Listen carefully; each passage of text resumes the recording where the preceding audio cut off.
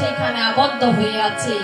এই পঞ্চকন্যা প্রতিনিয়ত সেই তারা কি করলো, এই যে বিশ্বামিত্র প্রবণে তারা ফুল তুলতো, আর বিশ্বামিত্র একদিন সেখানে এসে দেখলে তার সমস্ত ফুল হয়ে গেছে, ফুল নিয়ে তারা চলে গেল। তখন বিশ্বামিত্র অভিশাপ দিল, আগামী করলো আমার এই প্রবণে যে আমার ফুলে হাত দেবে তারা তাতে লতা পাতা দিয়ে বন্ধন হয়ে যায়।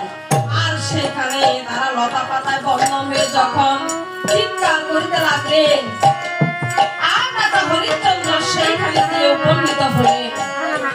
আর রাজা হরিশ্চন্দ্র তাদেরকে সাহায্য করলেন, এই যে উদ্ধার করে দিলেন। আর স্বর্গের পঞ্চকন্যা তখন স্বর্গে চলে গেলেন। আর পরদিন সেদিন সকালে যখন এই বিশ্বামিত্র পুরবনে এলেন,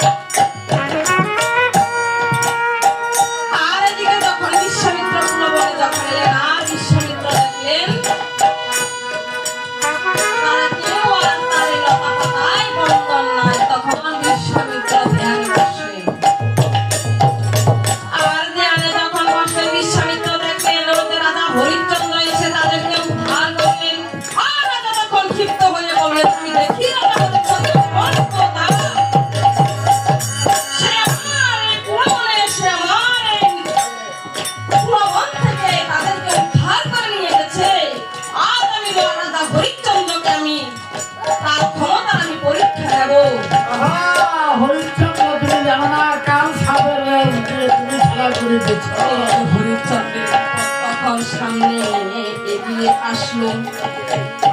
আর রাজা হরিশ্চন্দ্রের বাড়িতে গিয়ে বিশ্বামিত্র আবার উপনীত হলেন। রাজা হরিশ্চন্দ্র, এই রাজা হরিশ্চন্দ্র,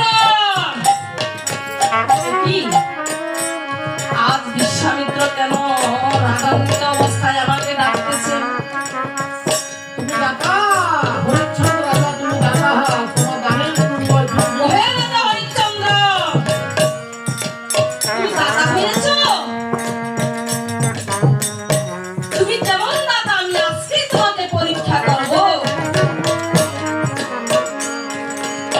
হরিশ্চন্দ্র, আমি তো